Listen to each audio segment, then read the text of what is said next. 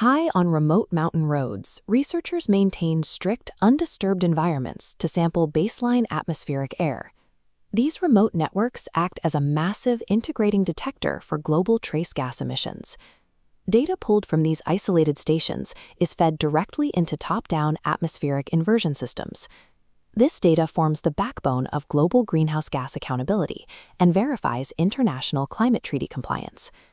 This equation is the mathematical bedrock for all top-down global emission inventories. It tracks the total atmospheric burden of a trace gas. To figure out who is emitting what, the system rearranges this math to back-calculate the surface emission term, represented by E. To isolate that emission number, the formula subtracts known sinks from the total burden. Specifically, it relies on two major removal pathways: chemical loss in the atmosphere and the net air-sea exchange flux, how much gas the ocean is absorbing. The output of this system is strictly dictated by subtraction. The inferred human emission term is only as accurate as those modeled sink and exchange variables.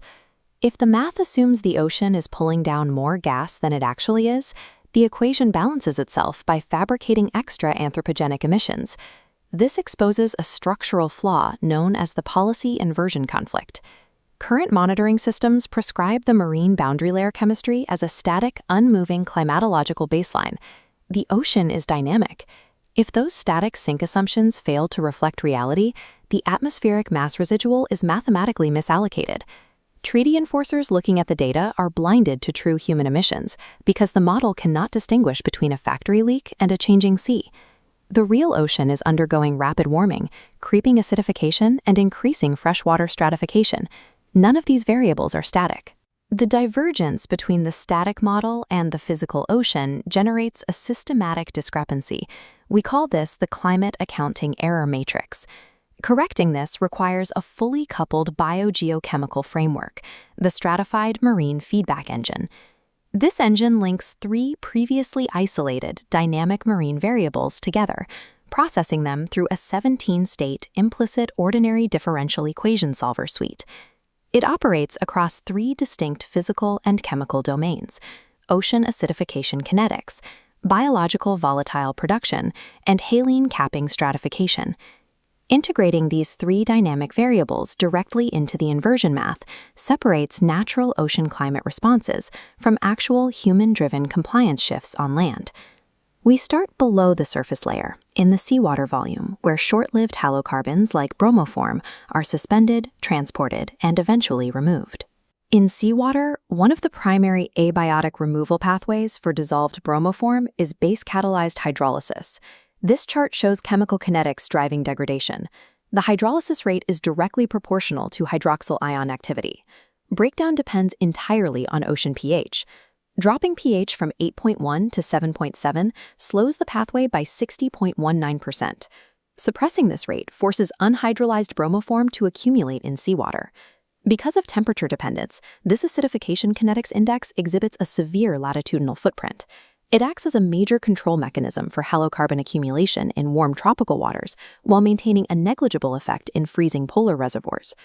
Treating marine degradation as a constant baseline causes static inversion models to severely underestimate the sheer volume of halocarbons surviving and pooling in tropical oceans. Moving up from the deep water column, the second engine layer operates right at the sea surface, driven by biological primary productivity. This parameterization translates satellite-derived chlorophyll A into an upward halocarbon emission flux.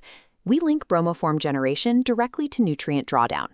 As biological activity peaks, volatile production injects into the boundary layer. Airborne bromoform accelerates active bromine cycling, enhancing the hydroxyl field to aggressively destroy atmospheric methane. If an inversion model fails to dynamically account for this biological pump, the math records a mysterious drop in methane. It will misallocate that natural oceanic destruction as a successful human-driven reduction in land-based emissions. The third and final layer of the engine addresses the physical barrier to gas exchange, the Haline-Capping stratification index. Standard models assume gas transfer velocity is driven purely by wind speed over unstratified water. In reality, heavy rain and ice melt create sharp near-surface salinity gradients, which generate positive buoyancy fluxes. Those positive buoyancy fluxes physically stabilize the water column, mechanically dampening the turbulent kinetic energy dissipation required to push gas across the air-sea interface. This equation establishes the turbulence suppression factor, isolating the ratio of stratified kinetic energy dissipation against the unstratified baseline, raised to the 1/4 power. Under stable profiles, it restricts gas exchange. Under severe capping, it decays to 0, mathematically representing the complete shutdown of surface renewal. Applying a standard wind speed-only transfer parameter over a highly stratified ocean forces the inversion model to assume the water is actively absorbing trace gases long after the physical sink has effectively closed. To test the weight of these variables, the framework ran through a triple counterfactual numerical integration design, pitting the fully coupled engine against standard static assumptions. This chart tracks a 60-day model validation experiment. By running the dynamic and static models side by side, it isolates the exact systematic error injected into standard inversion readings for CFC11, CFC12, and methane. The first major constraint is cleaner. Omitting the near-surface Haline gradient causes the static model to overstate cumulative oceanic uptake of CFC11 by 11.4% and CFC12 by 8.1%. Because the ocean sink isn't actually pulling that weight, the atmospheric mass stays airborne. The inversion algorithm automatically misallocates that surviving gas as a sudden spike in anomalous land-based emissions. The second constraint hits the methane ledger. The coupled effects of ocean acidification and the biological volatile surge actively shorten the atmospheric methane lifetime proxy by 4.2%. These single-digit percentages scale to massive discrepancies in global greenhouse gas accountability. A 4% error in methane lifetime or an 11% error in CFC uptake completely warps source attribution.